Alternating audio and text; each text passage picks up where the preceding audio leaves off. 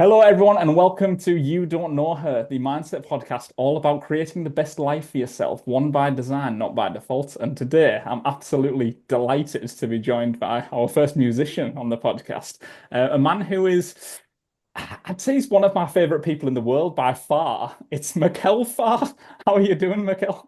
I'm great. Wow, that's such a great introduction, Luke. Thank you. I'm You're very great to be welcome. here. I mean every word. Yeah, no, thank you. Thanks so much for taking the time out to come on. So yeah, I mean, I could give an introduction about yourself. I know you've already intimately now, not like that, but but no, I thought I'd let you do that. So yeah, Mikkel, can you give us an overview of who you are, what's your background, what you're working on at the moment, and kind of what you're working towards as well? Yeah, sure. So, my name is Mikael Fahre, and I'm an artist and songwriter from Norway. For anyone who doesn't know, Norway is just the tiny but kind of rich country up in the north. And so, I'm basically working as an artist and a songwriter, making my own pop music and releasing it. So I have been working tirelessly towards that goal for like since I was 16 or something, and now I'm 25. So for the better part of 10 years, through high school and through music college, and now just doing it as much as I can. Amazing. Yeah. And so that's who I am and my background short. And I also work towards, releasing music and, developing habits to just be able to work on music the best I can, really. Mhm. Yeah, amazing, amazing. Yeah, I've seen. I mean, we've known each other for a few years now. We've actually written a lot together Yeah. and yeah, put out some releases. So I'm really excited to see how it goes. Just on Norway, Erling Haaland's from Norway, isn't he? Yeah. Yeah, well, gotta tell you, Erling Haaland's probably the second most talented person from Norway because I think the most talented person's on the podcast with me right now. Yeah, Stop for it. people, yeah, you need to check out Mikkel's music, everyone, because Mikkel's a musician, songwriter, and producer as well, and yeah, he's growing rapidly, and he's doing some exciting stuff. So, yeah, Thank you. you're very welcome. So, yeah, before we, well, I suppose we'll talk about music because it's what we normally can't shut up about for hours, Yeah. but yeah, just wanted to talk about mindset and about kind of musical inspirations for all of us. I mean, I've Yeah. not had a chance to really talk about it on this podcast yet, but the idea behind the title of this podcast is inspired by a Billie Eilish lyric Mm. about from her song My Future, which is a very positive song from her Happier Than Ever album. So, in terms of yourself, I mean, I know all about some of your inspirations, but what are those inspirations? And is it happy, positive music you tend to lean towards, pop music? What can you talk us to kind of stuff you like? Yeah, definitely. The first artist that I really became obsessed with was Taylor Swift when I Mhm. was a teenager. And, one fun thing about that is, she obviously wrote a lot of heartbreak songs, but mostly in a sort of upbeat and happy way. Mm. And even though when I heard about her music for the first time, I'd never had my heart broken or anything, but I just remember those happy heartbreak songs hitting Yeah, me yeah. so deep in a strange way. So I'll listen to a lot of music like that, and also following up with Ed Sheeran, still on the singer-songwriter world. Mhm. And But I've also gravitated a lot towards rock and Queen, but also modern bands like 5 Seconds of Summer, very much that energetic, anthemic rock world. Mhm. And so that's been huge inspirations for me as well. And then also more towards the synth world with Lady Gaga and Dua Lipa and Bruno Mars and more poppy kind of music. But I've found that, I've thought a lot about my own taste in music, because I often look at people around me who like different stuff than me, and I'm thinking like, okay, but why don't I like the same music as my friends? And I think that what it boils down to is that I just really love music who is like the most energetic and happy and dancey and just music that feels like it's turned to 11 Yeah, almost. yeah. So I think that, sums up my music taste and my inspirations the best. Yeah, I think it sums it up brilliantly. I think I mean obviously both of us are huge Coldplay fans, Yeah, and there's actually a comedian that does a joke, and he says he got dropped off at the Coldplay concert, and the taxi driver goes, "Oh, Coldplay, oh, I can't stand their stuff. I quite like their old stuff, can't stand it." And the comedian goes, "Yeah, I hate music that makes you feel like you can achieve anything." yeah, Because that's what it is, like Coldplay. Like I love like Higher Power that came out a few yeah, years ago and stuff like that. Like yeah, yeah, I think it's great stuff. I still think it's fantastic. I wanted yeah. to also pick you up on on another point you brought up, which was the Taylor Swift thing, the heartbreak thing of being, not understanding heartbreak, but still Yeah. like being so, because it just got me thinking about there's this singer over here in the UK called Lily Allen, and she's got a song called Not Fair. And Mum, turn the podcast off if you're watching this bit, but her lyric in the song Not Fair is and I'm lying in the wet patch in the middle of the bed. I felt ages, I'm so hard done by, I spent ages giving head or something like that. That's the lyric. And everyone, no matter how old you were, 8 year Oh, old, 9 year old, everyone's singing along to it and no one knows what yeah. it means. It's so funny. And I remember I heard a songwriter, I don't know if you've heard about her as well, but a songwriter once said that, yeah, like you said, being a kid, you sing along to these songs, no matter what it's about, if it's about heartbreak or whatever, and you still have that sort of aching feeling in you as a kid, Mm. even though you don't have never experienced it. There's still some part of the human that you just knows how to resonate with these feelings if they're conveyed Yeah. properly in good music. So Yeah, I yeah. think that's it. I think from our songwriting academy we were on, that was the message, wasn't it? It's not, no matter what the genre, no matter what the music, you need to be convincing, you need to have a story, and you need to have an Mm, emotion and go for it. And I think I'm a lot more. I respect that a lot more now when I see anything, any music. I mean, I'm more lyric heavy myself. I'll kind of look and delve into lyrics, but I think, okay, this is what mm, they're trying to say. And actually, I listened to Harry Styles' Fan Line album shortly after we'd finished mm. our academy our year, and I thought, you know what, this is genius. This is like this guy's like everything is like even like Watermelon Sugar to an extent, but like a lot of the Yeah, deeper songs, it's like, you know what, yeah, I'm here yeah, for yeah. this. So is that I, something that you resonate with as well? Yeah, well, I think that Harry Styles is definitely one of those that I've obviously seen him become a massive pop star lately. And I've listened to some of his songs, and it's like, oh, this is kind of cool. Mm, But I haven't listened to him too much. But mm, he's the kind of guy that I could just one night turn on his album and be like, whoa, this is amazing. Because I find that happening more and more with artists that I've known about for mm. quite some time, but then suddenly it's almost like I need to be ready for the music Yeah. to hit me, because I'm not at that point yet, but I know that, someday I'll probably listen to his record and be like, wow, yeah, amazing. So Yeah, completely agree. I think that's the thing. There's so much good music out there. You just almost don't have time to listen to it all because yeah, you've introduced me to a couple of bands I really love now as well. The Somerset and Artist versus Poet, yeah, and you sent me maybe one or two songs from each of them, and yeah, I just got greedy. I just wanted more. I just delved yeah, deep and I was listening to all of them, and you get your favorites and stuff. But yeah, I was thinking yeah. about.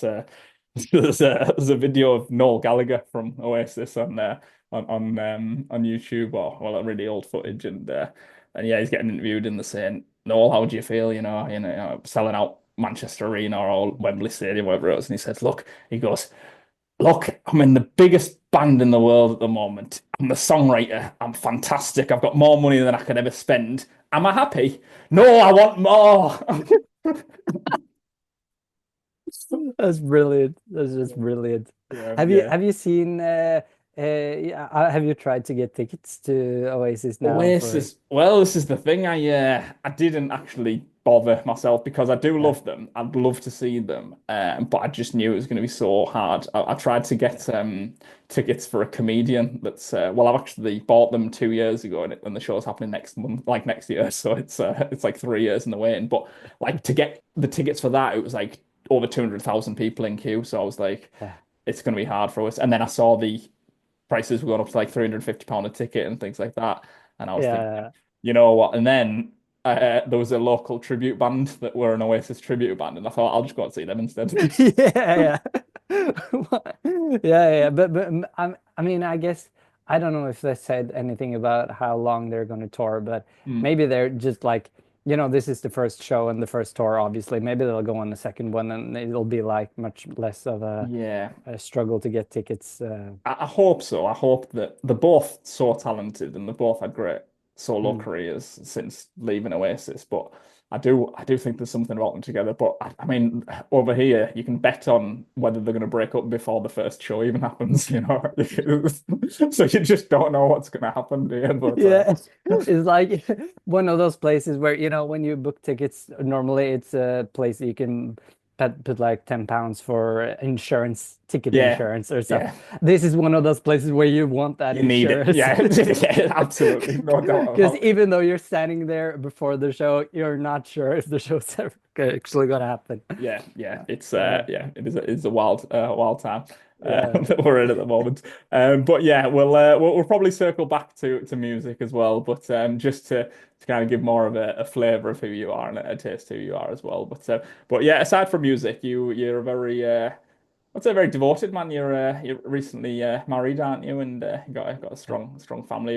Is that something that's sort of pre-music? Is that kind of your family life? Is that a big important aspect of who you are to shape the person behind you in music? Yeah, for sure. And I've grown up with four older siblings, and they've all got married and they all have kids. So I now even have like 10 nephews. I got my 10th nephew just a week ago or Oh wow, something. congratulations. So like we're a lot of people in our sort of core family. So and I've been brought up in that culture of family, and we really have a good relationship. We're fortunate to have a good relationship, all of our siblings and our parents. And so I think that family is definitely something that has shaped me in a lot of ways that I probably don't even realize now, that I'll Yeah. probably realize more and more over the next 10, 12, 20, 30, 40 years of my Yeah, life. yeah. I think it's so important. You need to make time for your family and yeah, and appreciate them. I mean, I'm the same. So I've just got the one older sibling, but yeah, very close with him. Mm, And even from a young age, he's kind of been an inspiration. And even again, getting back to the music, he showed me when I was about 13 year old. He showed me Bo Burnham on YouTube, and yeah. that was immediately someone that I yeah, really resonated with, and I've yeah spent the last kind of 15 years of my life just watching everything that he's ever done, and yeah, I Yeah. mean, just the other day I was rewatching his Inside special on Netflix, and I yeah just Yeah. think he's incredible. So is that the same for you? Have you kind of picked up things from your old? Yeah, definitely. And it's really fun because my oldest brother, he's 18 Mm. years older than me. So Oh, wow. he's listened to a lot of music like Roxette, for example, Mm. which was a big Swedish band in the 80s, and Bryan Adams. And he showed that music to my older sisters, who then passed it on to me. So I've listened to a lot of old music, like pop rock, that I Mm. don't think most people my age usually Mm. would listen to. No. And I just thought about it a couple of days ago how I got like my sister's entire iTunes library of like 8,000 songs that Yeah. I just plugged into my computer when I was 13 and Mm. started diving into before Spotify was the thing. So yeah. Yeah, yeah. It's yeah, it is mad. There's been so many times I've had old because I like a lot of older music as well. I know my Mm, mum was very much into like the Carpenters in the UK and things like that, and mm, the Bay City Rollers, these old bands, and because of it's so ingrained in my mind and that these sort of bands that are just like second nature to me. I just know like all the lyrics from the back of my head, and I'll just get chatting to mm. someone. I'll be like, oh, do you know that Bay City Rollers one? And they're like, what? Who? Do you know? And they're like, oh, okay. Oh, no, you don't know. It's, Yeah, for sure. Yeah, Yeah. so no, it's but you mentioned Sweden as well. You mentioned a big Swedish band Roxette there. I Yeah. think it would be unfair of us to talk about music without talking about the big Swedish Scandinavian mega act that is ABBA and Yeah, the for way they've sure. shaped the music world as well. I mean, does that have a trickle into Norway and Norwegian music? That kind of ultra English speaking and mega pop music, is that still true on the charts? You know, what's kind of going on there? Yeah, yeah. Are you asking if that's the kind of music that's on the charts in Yeah, Norway? yeah. That's kind of interesting because I feel like Norway does indeed have a lot of like English music on the charts, Mhm. but it does also have a lot of Norwegian acts on the Okay, right. charts. Yeah, So there's a big and there's for me, I find there's a big difference between the Norwegian pop music that's on the Norwegian charts mhm. and the sort of English and American pop music. It's kind of different in the lyric writing and the melody writing in some ways. Mhm.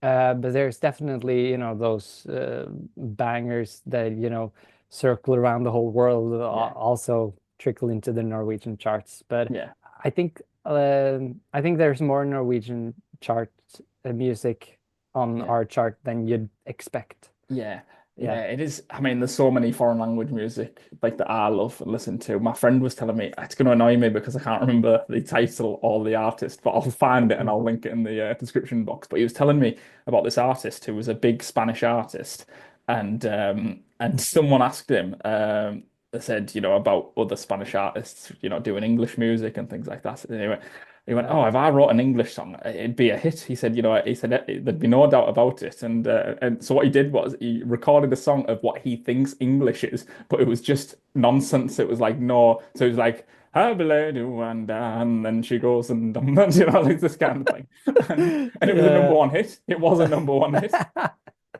That's so good. But by the way, it wasn't Bad Bunny you were referring to. No, it's older than this because I said to Yeah. my friend, I said, "Is it like Enrique or Julio Iglesias or something like this?" And, Yeah, okay. he was like, "No, no." I think he couldn't remember the name either. Actually, that's probably why I can't remember it. But Yeah. yeah, I'll ask him and we'll find it together. Because yeah, I need to listen to that song since it's been living rent free in my head since I've heard it. Yeah. But yeah, you mentioned Bad Bunny. Bad Bunny is obviously huge, one of the top 10 most streamed artists on Spotify. Might even be first or second actually on the list, I think. But Yeah, I think he's really up there, and it was so fun because I discovered that, like, I knew about him, but I discovered like how big he really is, yeah. like a year ago or something. Yeah, yeah, And it was so cool because he had these videos. I don't know if it was like music videos or lyric video, but it had like really sort of old kind of mm, aesthetic. mm, But he had like really nailed the kind of aesthetic that he went for mm, in his whole image. yeah, And I just remember being so fascinated by his sort of brand and aesthetic vibe yeah, compared with that, Latin music. So yeah. It's yeah, I think it's about finding your niche as an artist, isn't it? Or yeah, knowing kind of what you do. I've been recently recommended and listening to a band called Electric Callboy, and I'd never heard of them before, but they're very niche. It's like sort of like it's quite yeah, melody, and then it like switches into like metal, and it's like all right, and they've recently teamed up with quite a big Korean pop like girl band, but just I think to kind of give both of them exposure to each other's markets because it's completely. You look at BTS and they're probably the biggest band in the world at the moment, aren't they? yeah, But yeah, and they've kind of escaped like from K-pop into Europe as well. So for sure. yeah, about finding your niche, but yeah, hate to be that guy, but we've been waffling on that long that we've actually come to the end of our record already. It's crazy. It goes so fast. I know. Yeah, for some background, Mikael and I, when we do write, we'll normally write for about 5 hours in a room together, won't we? And it'll just fly by, and we'll probably spend the first 2 hours just doing this, just chatting. Yeah, it'll be like 1 hour of actually writing and then 4 hours of just Yeah, chatting about music and other stuff. yeah. But I wouldn't have But it any other way. I think it all fuels the fire of the creative juices, doesn't it? yeah, So. it definitely gets the job done. So Amazing. Well, Mikkel, thank you so much for coming on. My final question for you is going to be, where can the people find you? What have you got to plug? Yeah, so my music is on all streaming platforms, Spotify and Apple Music and all that good stuff. And then social media wise, I'm on Instagram and TikTok mainly. And, you'd find a lot of stuff on YouTube as well. So follow the links in the description. Absolutely. He knows it. He knows it. Absolutely. Yeah, I'll pop it all down there. But yeah, thank you so much, Mikael. And yeah, we'll catch up again very soon, I'm sure. Yeah, sure. Take Bye care. bye. Bye.